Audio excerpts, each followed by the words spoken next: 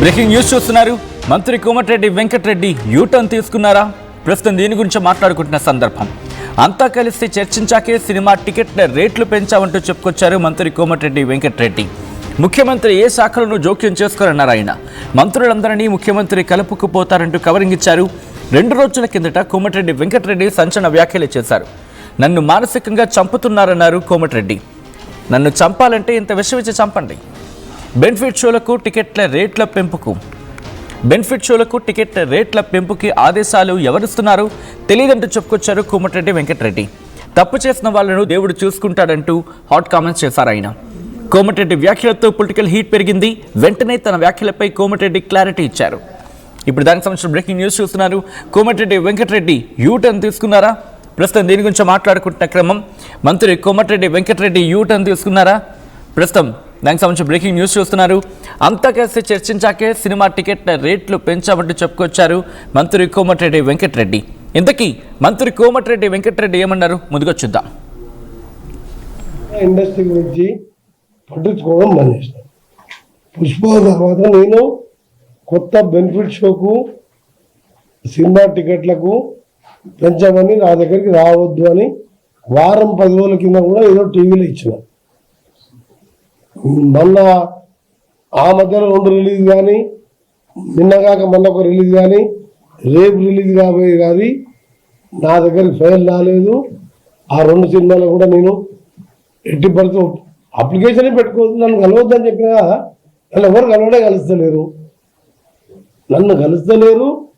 వెంకటేష్ పుష్ప 2లో ఒక మహిళ చనిపోతేనే ఆ బాధలో ఎందుకు ఇచ్చినా అని బాధపడి ఆ హాస్పిటల్ వాళ్ళు నేను ఫోన్ చేసి మాట్లాడితే, సార్ డిఎంహెచ్ఓ గారు వస్తుంది కానీ పేమెంట్ అసలు ఇస్తలేరు అని చెప్తే నేను అసెంబ్లీకి వెళ్ళి ఉటావుటిన పోయి 25 లక్షల రూపాయల ప్రతి ఫౌండేషన్ చెక్ ఇచ్చి వచ్చిన. మీరు గుర్తుపెట్టుకోండి, ప్రొడ్యూసర్ పంపలే, గవర్నమెంట్కి వెళ్ళి కూడా అమౌంట్ రిలీజ్ కావాలంటే ప్రొసీజర్ ఉంటుంది.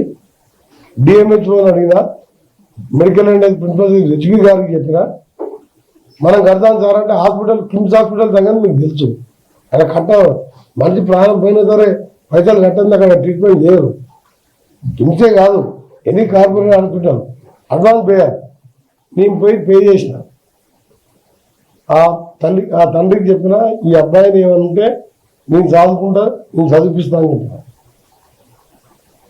ఆ రోజే చెప్పిన అసెంబ్లీలో వచ్చి రిటర్న్ నెక్స్ట్ డే, ఇక ముందు తెలంగాణలో బెనిఫిట్ షోలు సినిమా రేట్లు పెంచబడవు, బెనిఫిట్ షోలు ఇవ్వబడవు. ఆ మాట కట్టుబడి ఆ తర్వాత నేను ఏ ఫైల్ కూడా సైన్ పెట్టలేదు.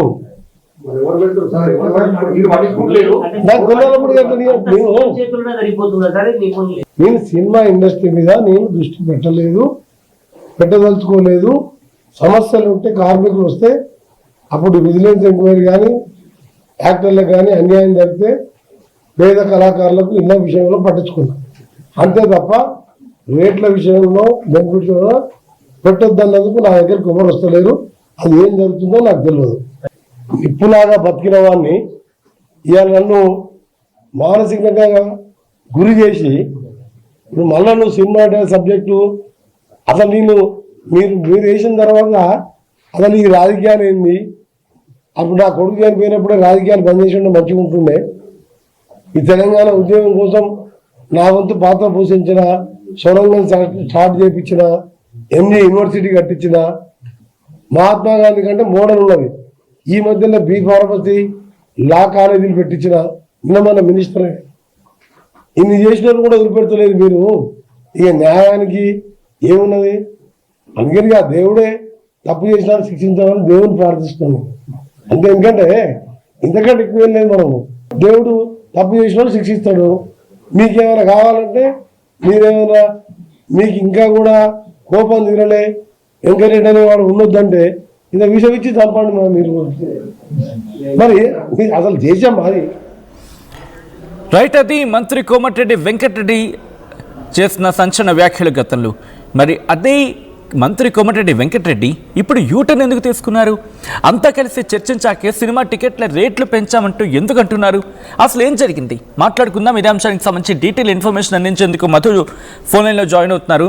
మధు, అసలు ఇందుకే ఏం జరిగింది? ఎందుకంటే కొద్ది రోజుల క్రితమే మంత్రి కోమటిరెడ్డి వెంకటరెడ్డి మాట్లాడుతూ ముఖ్యమంత్రి శాఖలోనూ ఏ శాఖలోనూ జోక్యం చేసుకోరు అంటూ ఇప్పుడు ప్రస్తుతం చెప్తున్నారు. బట్ అంతకన్నా ముందు నాకు తెలియకుండానే టికెట్ రేటు పెంపు జరుగుతోంది. పుష్ప 2 తర్వాత అసలు ఆ రోజు ఎందుకు ఇచ్చా అని చెప్పి నేను మదన పడుతున్నాను, బాధపడుతున్నాను, అర్థం వచ్చారా అని చెప్పుకొచ్చారు.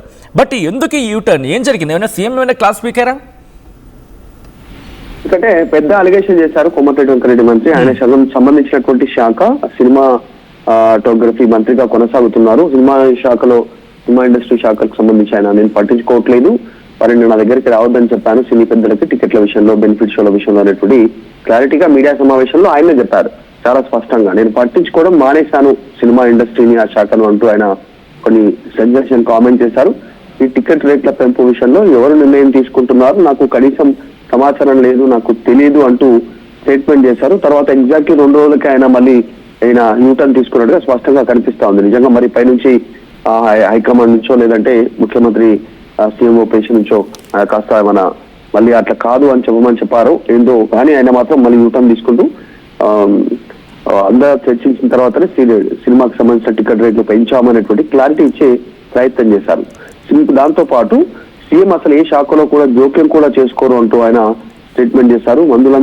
మంత్రులందరినీ సీఎం కలుపుకుపోతారంటూ కూడా ఆయన చెప్పే ప్రయత్నం చేశారు. 2 రోజులకే ఆయన ఈ మాట మార్చడంతో ప్రస్తుతం మళ్ళీ రాజకీయ వర్గాల్లో చర్చ కొనసాగుతుంది. పైనుంచి ఏమైనా ప్రెజర్ ఉందా కోమటిరెడ్డి వెంకటరెడ్డికి ఎందుకు మళ్ళీ మాట్లాడిన తర్వాత వెంటనే యూటర్న్ తీసుకుంటూ ముఖ్యమంత్రిని తర్వాత ఈ టికెట్ రేట్లకు సంబంధించిన అంశాన్ని మళ్ళీ సమర్థిస్తూ ఎందుకు మాట్లాడారు అనేటువంటి చర్చ అయితే కొంత కాలంగా ప్రస్తుతం చర్చ జరుగుతూ ఉంది. ఎందుకంటే గత కొంతకాలంగా కోమటిరెడ్డి వెంకటరెడ్డి పైన తీవ్రమైనటువంటి ఆరోపణలు వచ్చినటువంటి పరిస్థితి.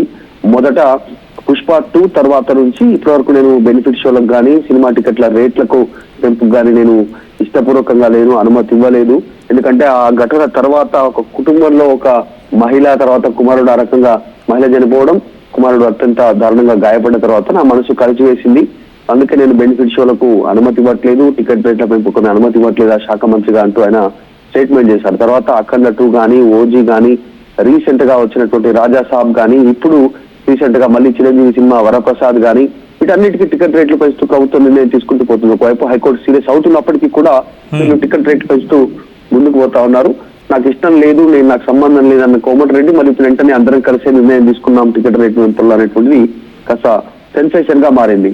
గతంలోనేమో అసలు ఎవరు ఆదేశాలు ఇస్తున్నారు, ఎవరు రిలీజ్ చేస్తున్నారో నాకు తెలియదు అన్నారు. ఇప్పుడేమో అందరం కలిసి నిర్ణయం తీసుకున్నామంటూ స్టేట్మెంట్ చేయడంతో పొలిటికల్ సర్కిల్లో అయితే దీనిపైన మరొకసారి చర్చ సాగుతా ఉంది. కోమటిరెడ్డి వెంకటరెడ్డి వ్యాఖ్యలు నిజంగానే పొలిటికల్ హీట్ పెంచే ప్రయత్నం చేస్తా ఉంది. Right Madhu, thanks for update. మొత్తం అయితే మాత్రం మంత్రి కోమటిరెడ్డి వెంకటరెడ్డి చేసిన వ్యాఖ్యలు ప్రస్తుతం